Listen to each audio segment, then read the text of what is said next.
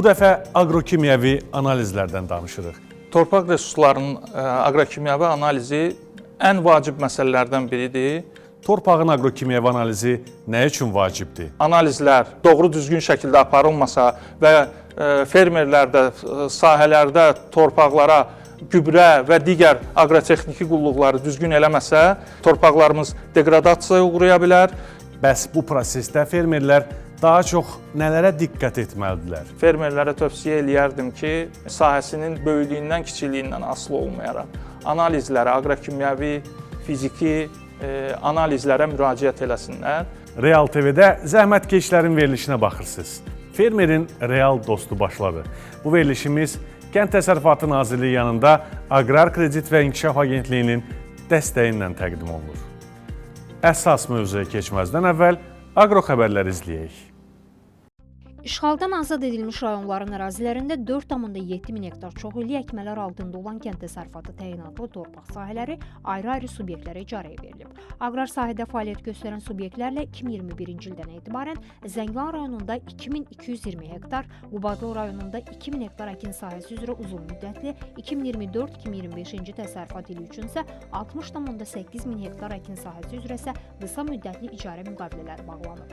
İşğaldan azad edilmiş ərazilər üzrə Ağdam, Füzuli, Kəlbəcər, Cəbrayıl, Qubadlı, Laçın, Xocalı, Xocavənd, Zəngilan və Tərtər rayonlarının müvafiq ərazilərində 2023-2024-cü əkin ilində kənd təsərrüfatı məhsullarının istehsalçıları tərəfindən əkin sahələrinin və çoxillik əkmələrin becərilməsi həyata keçirilib. Hesabat dövrü ərzində Aqrar Kredit və İnkişaf Agentliyi tərəfindən işğaldan azad edilmiş müvafiq ərazilərdə fəaliyyət göstərən 13 kənd təsərrüfatı məhsullarının istehsalçısına apardıqları 70,48 min hektar buğda, 10,47 min hektar arpa, 1,8 min hektar qarğıdalı əkinlərinə, habelə becərdikləri 219,4 hektar üzüm və 656,67 hektar meyvə bağlarına görə dövlət büdcəsinin vəsaiti hesabına 20.152,8 min manat məbləğində əkin subsidiyası ödənilib. Mayın 13-dən 16-sınadək Bakıda regionun ən böyük beynəlxalq kənd təsərrüfatı və qida sənayesi tədbirləri olan 18-ci Azərbaycan Beynəlxalq Kənd Təsərrüfatı sərgisi və 30-cu yubiley Azərbaycan Beynəlxalq Qida Sənayesi sərgisi keçiriləcək. Məlumata görə sərgilərə Kənd Təsərrüfatı Nazirliyi təşkilatı dəstək göstərir. Bundan başqa Qida Təhlükəsizliyi Agentliyi, İqtisadiyyat Nazirliyi yanında Kiçik və Orta Biznesin İnkişafı Agentliyi, İxrac və İnvestisiyaların Təşviqi Agentliyi, Sahibkarlar Təşkilatları Milli Konfederasiyası, Azərbaycan Qida və İçki Sənayeçiləri Assosiasiyası İctimai Birliyi, BMT-nin Ərzaq və Kənd Təsərrüfatı Təşkilatı və Azərbaycan Sərgi Təşkilatçıları Assosiasiyası İctimai Birliyi, Kaspian Agro və Interfood Azərbaycan sərgilər dəstəkləyir. Sərgilərdə Azərbaycanla yanaşı bir çox ölkələrin şirkətləri artıq iştiraklarını təsdiq ediblər. Qeyd edək ki, Kaspian Agro regionun ən böyük kənd təsərrüfatı sərgisidir. Aqrar sənaye sektoru iqtisadiyyatın sürətlə inkişaf edən və böyük perspektivləri olan sahəsidir. Kaspian Agro yenidən kənd təsərrüfatı sənayesinin aparıcı iştirakçılarını, yerli və xarici ekspertləri, o cümlədən ixalçılar, ixracatçılar, kənd təsərrüfatı məhsullarının distributorları, topdan və pərakəndə ticarət nümayəndələri, həmçinin fermerlər də daxil olmaqla minlərlə peşəkar ziyarətçi auditoriyasını bir araya toplayacaq. Bəli, verilişimiz davam edir. Fermerin real dostuna baxırsınız, əziz zəhmətkeşlər, dəyərli tamaşaçılar. Bugün də Fermerin real dostunda çox maraqlı və faydalı bir mövzuya toxunacağıq. Bu, daha çox fermerlərin, kəndlilərin dilində torpaq analizləri kimi tanınan bir məsələdir. Mövzumuz bugün aqrokimyəvi analizlərdir. Ümumiyyətlə, bu kimyəvi analizlərin alınması, götürülməsi nə dərəcədə vacibdir? Burada hansı məqamlara fermerlərimiz diqqət etməlidir? Bu və digər sualların cavabını qonağımla müzakirə edəcəyik. Qonağımız isə Aqrar Xidmətlər Agentliyinin Laboratoriya, Ekspertiza və Sertifikatlaşdırma Mərkəzinin direktoru Talih Zeynalovdur. Talih müəllim, mən sizi salamlayıram. Fermerlərin görüşünə xoş gəlmişsiniz. Xoş gəldik, Ruslan müəllim. Təşəkkür edirəm dəvətinizə görə. Talih müəllim, girişdə də dediyim, cəmaət bunu daha çox torpaq analizi kimi bilir. Nədir bu torpaq analizi? Aqrokimyəvi analizlər nə üçün lazımdır? Nədir bunu vacib eləyən, zəruri eləyən? İstəyərdim ki, söhbətimizə elə buradan başlayaq. Torpaq resurslarının aqrokimyəvi analizi ən vacib məsələlərdən biridir. Belə ki, torpaq resurslarının səmərəli istifadə olunması, fizik və kimyəvi, o cümlədən mexaniki müdaxilələrdən qorunması məqsədi ilə hər bir ölkədə olduğu kimi biz də aqrokimyəvi analizlərin aparılmasının həyata keçiririk. Bu niyyətlə bütün regionlarda bizim regional mərkəzlərimiz var, hansı ki, aqrokimyəvi analizləri aparılması üçün laboratoriya avadanlıqları ilə tam təchiz olunub və biz mövcud resurslarımız daxilində bütün fermerlərin müraciəti əsasında, bütün müraciət edən fermerlərin torpaqlarına səfər təşkil edirik. Oradan torpaq nümunələrinin götürülməsi ilə aqrokimyəvi analizləri həyata keçiririk. Qeyd elədiyim kimi, bu resurslardan səmərəli istifadə olunmasa, özümüz də bildiyimiz kimi, bütün resurslar kimi torpaq resursları da məhduddur. Bəli. Və bu şəkildə analizlər doğru düzgün şəkildə aparılmasa və fermerlər də sahələrdə torpaqlara gübrə və digər aqrotexniki qulluqları düzgün eləməsə, torpaqlarımız degradasiyaya uğraya bilər və qısa müddət ərzində keyfiyyətini itirə bilər. Bu baxımdan da torpaqların aqrokimyəvi analizi çox vacib məsələdir.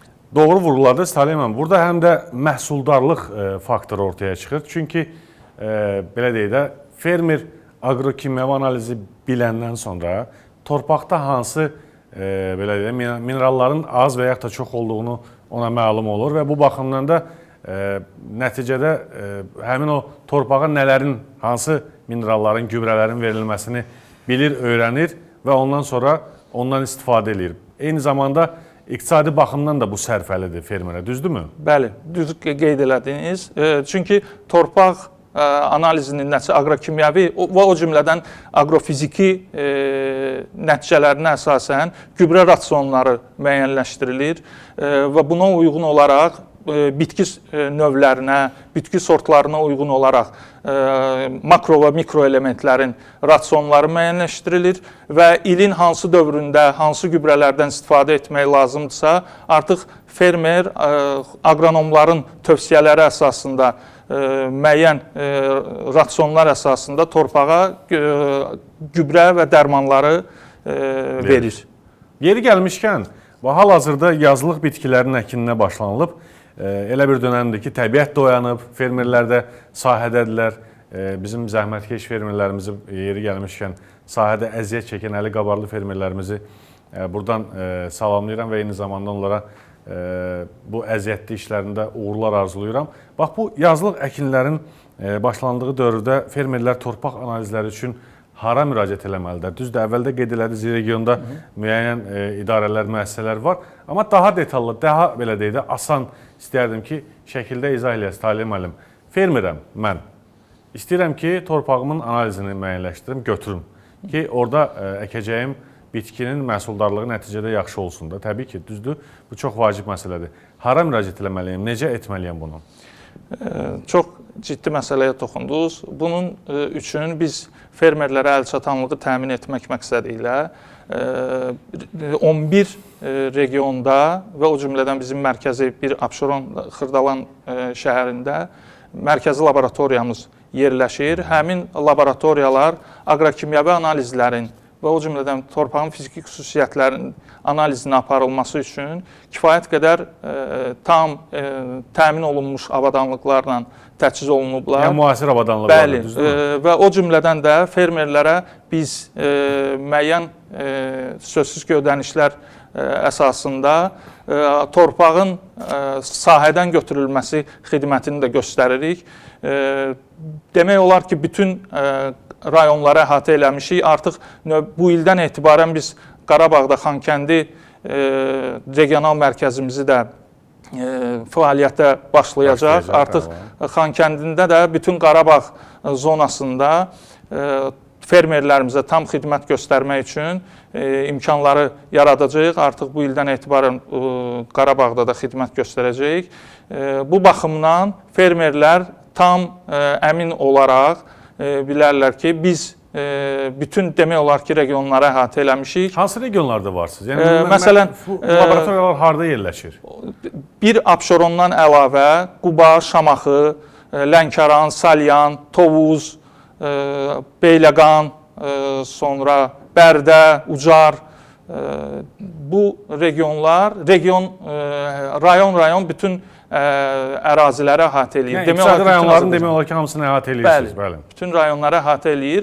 Bundan əlavə bu sahədə fəaliyyət göstərən özəl aqrokimyəvi laboratoriyalar da mövcuddur ki, onlar akkreditasiyadan keçiblər və fermerlər həmin o akkreditasiyadan keçmiş laboratoriyalarda torpaqlarını analiz elətdirə bilərlər. Bununla bağlı məlumatları yəqin ki, Aqrar Xidmətlər Agentliyinin rəsmi veb-saytında oxuya bilərlər fermerlərimiz, bunu bilsinlər. Bax, yeri gəlmişkən tamaşaçılara göstərmək istəyirəm sizin laboratoriyaların görüntüləridir, düzdürmü Talib müəllim? Bax, bu proses nədən ibarətdir, maraqlıdır. Torpağı götürdünüz hər hansı bir fermerin sahəsindən. Yəqin ki, onu da izah eləyərsiniz. Ümumiyyətlə, torpaq hansı formada götürülür? Parselə görə, yəni belə deyək də, sota, hektara görə hansı formada olur? Yəni 1 hektardan neçə ərazidən torpaq nümunəsi götürürsünüz? Sonra o torpaq nümunələri gəlir laboratoriyalarda. Burada nə baş verir? Maraqlıdır. Həm mənə, həm də bizim tamaşaçılarımıza. Ümumiyyətlə, Azərbaycan Respublikası Prezidentinin 759 saylı fərmanı var, 27 iyun tarixli. Həmin fərmana əsasən Azərbaycan Respublikasında sahibkarlıq fəaliyyəti ilə məşğul olan və subsidiya obyekti olan bütün torpaq sahələri analizə cəlb olunmalıdır. Və bizim də bu sahədə təlimatımız var.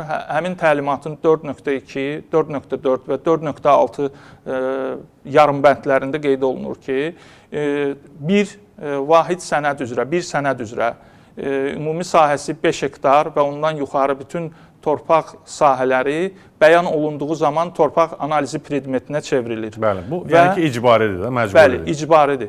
Amma 5 hektardan aşağı torpaq sahələri könüllü prinsip əsasında analiz oluna bilər və bunun üçün də fermer müraciət edir, bayaq qeyd elədiyim kimi bizim laboratoriyalara və hər 5 hektardan bir illik əkinlər üçün bir nümunə, çox illik bağçılıq istiqamətli əkinlər üçün isə hər 5 hektardan 2 nümunə, 2 dərinlikdə. Bir illik əkinlər üçün 0,30 dərinliyində, çox illik əkmələr üçün, burada yonca xaric, çox illik əkmələr üçün 0,30 və 30-60 sm dərinlikdə 2 nümunə götürülür. Yəni ərazidən müxtəlif yerlərdən götürülür. Bəli.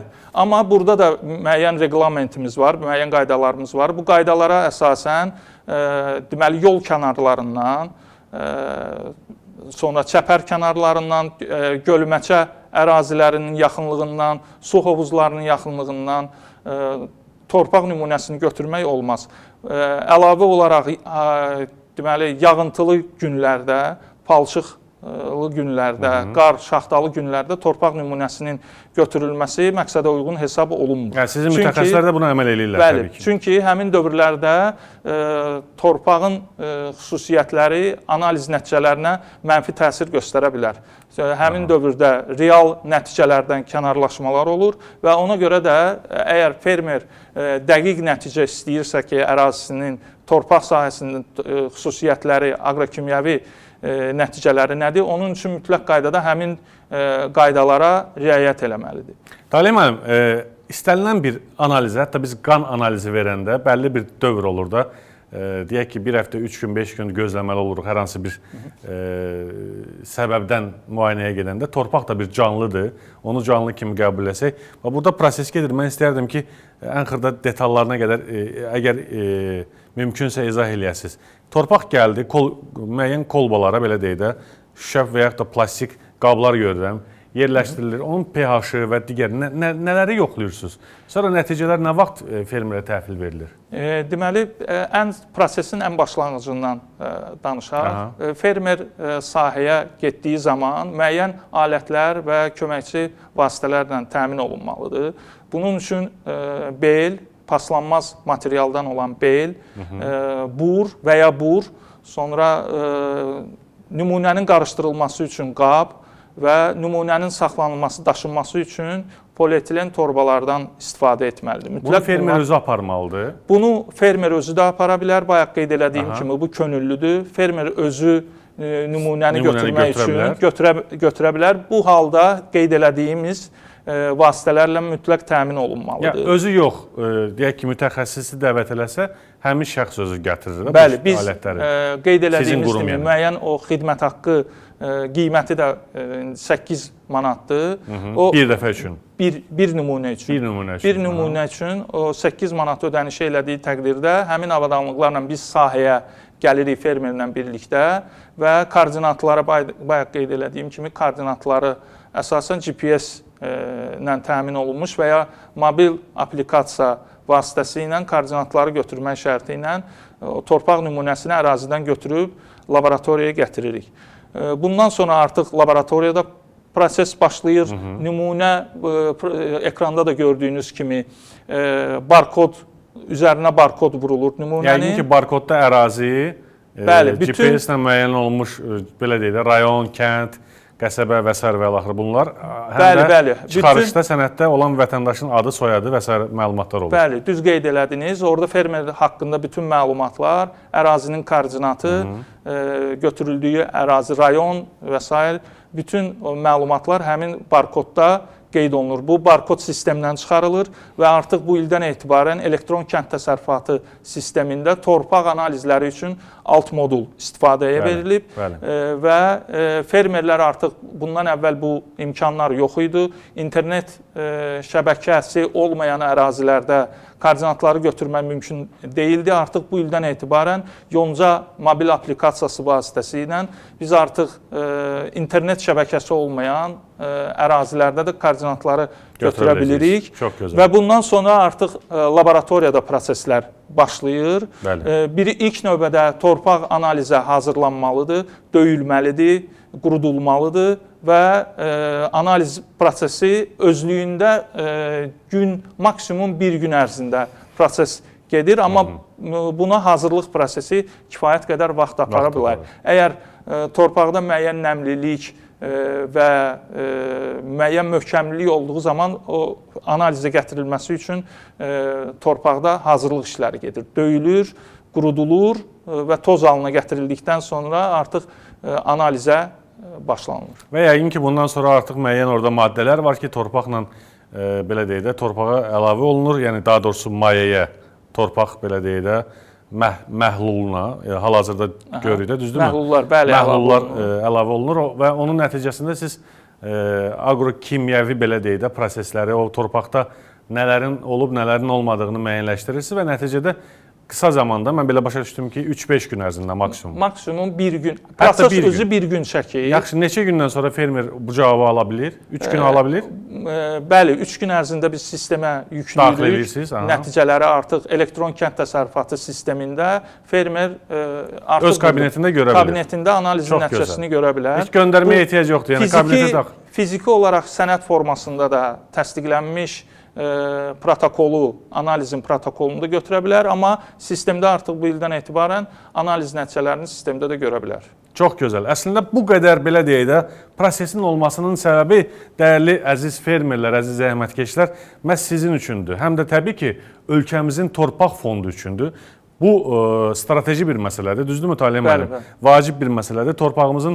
Torpağınızın həm də tərkibində hansı mineralların, maddələrin, nələrin olduğunu, nələrin olmadığını bilmək üçün eyni zamanda bayaq da qeyd etdiyiniz kimi artıq neçə ildir təsdiqlənib, vurğulanıb ki, 5 hektardan yuxarı olan torpaqlarda subsidiya almaq istəyirsinizsə, mütləq şəkildə agrokimyəvi analizləri verməlisiniz ki, bu da vacib və önəmli məsələdir. Talih müəllim, istərdim ki, yekunumuza doğru sizin fürsətdir, bizim Fermerin Real dostunda sizə baxan, bizə baxan tamaşaçılara, xüsusən də fermerlərə vacib tövsiyələrinizi və məsləhətlərinizi eşidək. Onlar, bax, bu agrokimyəvi analizlər prosesində nələrə diqqət etməlidirlər, nələr vacibdir? İlk sözümdə bayaq da qeyd elədiyim kimi, torpaq resursları tükənən resurslardandır və səmərəli, mütləq şəkildə səmərəli istifadə olunmalıdır. Səmərəli şəkildə istifadə olunmayanda, çirkləndiriləndə qeyd elədiyim antropogen amillər torpağın istifadəsində çox ciddi problemləri yarada bilir. Buna görə də mən kənd təsərrüfatı sahəsində çalışan mütəxəssis kimi fermerlərə tövsiyə eləyərdim ki, həcmindən, torpağın sahəsinin böyüklüyündən, kiçikliyindən asılı olmayaraq analizlərə, aqrokimyəvi, fiziki analizlərə müraciət eləsinlər və buna əsasən gübrə və digər aqrotexniki qulluqlarını analiz nəticəsinə uyğun olaraq aparsınlar. İndi bayaq qeyd elədiyiniz kimi yaz əkinlərinin başlanğıcıdır. Bəli. Aprel ayında artıq fermerlərimizə tövsiyə eləyərdik ki, artıq bu ildən etibarən artıq məhsul subsidiyasına cəlb olunan 5 bitki növü var. Soya, pambıq, tütün və digər bitkilər. Bunlar da artıq aqrokimyəvi analizlər üçün predmetdir. Fermerlərimizə tövsiyə eləyərdik ki, mütləq şəkildə torpaq analizlərinə müraciət eləsinlər. Bəli, bunun üçün də Aqrar Xidmətlər Agentliyinin laboratoriya ekspertiza və sertifikatlaşdırma mərkəzi var.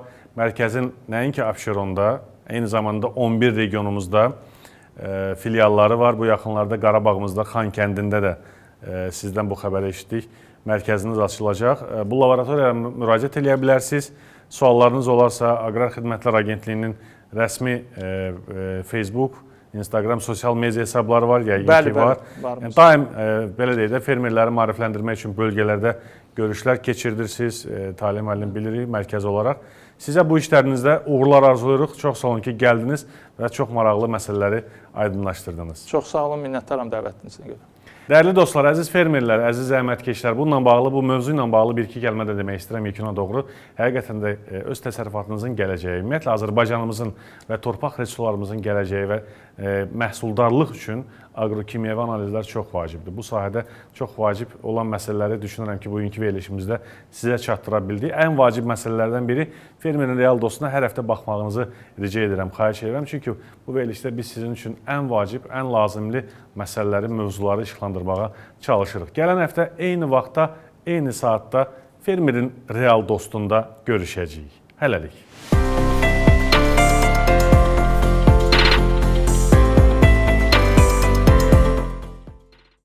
Hörmətli fermerlər, aprel ayının 4-ü saat 10:00-da Ağdaş rayonu İcra Hakimiyyəti binasının qarşısında növbəti Aqrar Biznes Festivalı keçiriləcək.